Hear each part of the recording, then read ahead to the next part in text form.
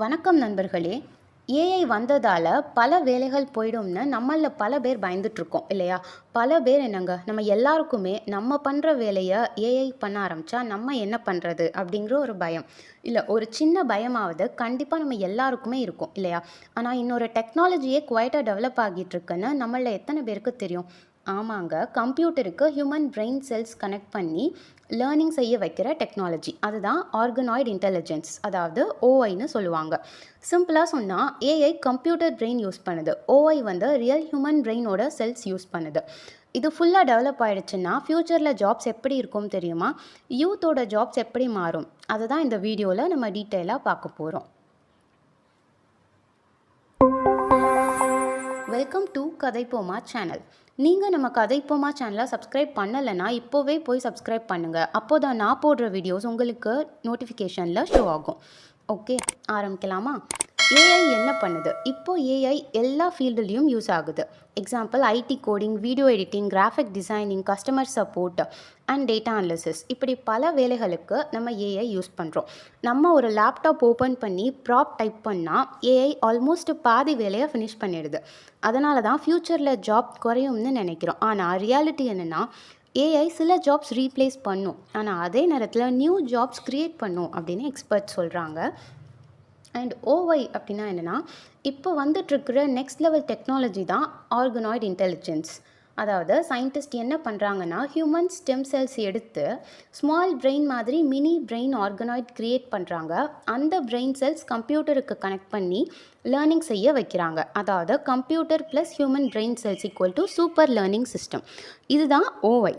சில எக்ஸ்பர்ட் சொல்கிறாங்க, ஃப்யூச்சரில் இது இப்போ இருக்கிற ஏஐ விட பவர்ஃபுல்லாக ஆகலாம் அப்படின்னு சொல்கிறாங்க. சரி, இந்த டெக்னாலஜி வந்தால் நம்ம யூத்துக்கு என்ன ஜாப்ஸ்ன்னு பார்த்தா பல புதிய ஜாப்ஸ் வரும்னு சொல்கிறாங்க. அது என்னென்னா, first bio AI engineer, computer science plus biology combine ஆகும் job. Second brain computer interface specialist, அதாவது ஹியூமன் பிரெயின் சிக்னல்ஸ் கம்ப்யூட்டருக்கு கனெக்ட் பண்ணுற டெக்னாலஜி. தேர்ட் ஏஐ ட்ரெயினர், ஏஐக்கு டேட்டா கொடுத்து ட்ரெயின் பண்ணுற வேலை. அண்ட் ஃபோர்த் எத்திக்ஸ் ஸ்பெஷலிஸ்ட், அதாவது ஏஐ ஆர் ஓஐ மிஸ்யூஸ் ஆகாமல் இருக்க ரூல்ஸ் உருவாக்குற experts. And fifth one neuro tech developer, அதாவது பிரெயின் ரிலேட்டட் டெக்னாலஜியை டெவலப் பண்ணுற ஃபீல்டு. அதாவது ஃப்யூச்சரில் கோடிங் மட்டும் தெரிஞ்சால் போதாது, biology plus technology combine knowledge இம்பார்ட்டண்ட்டாக ஆகும்னு சொல்கிறாங்க. யூத் என்ன ஸ்கில்ஸ் டெவலப் பண்ணணும்னு பார்த்தா, ஃப்யூச்சருக்கு ரெடியாக யூத் என்ன பண்ணணும், முக்கியமாக ஒரு 5 ஸ்கில்ஸ் தெரிஞ்சுக்கணும்னு சொல்கிறாங்க. ஃபர்ஸ்ட் டெக்னாலஜி நாலேஜ், அதாவது ஏஐ டூல்ஸ் யூஸ் பண்ண தெரிஞ்சுக்கணும்.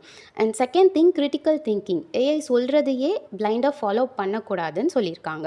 அண்ட் தேர்ட் க்ரியேட்டிவிட்டி, ஏஐக்கு இல்லாத மெயின் ஸ்கில்ஸ் இதுதாங்க க்ரியேட்டிவிட்டி.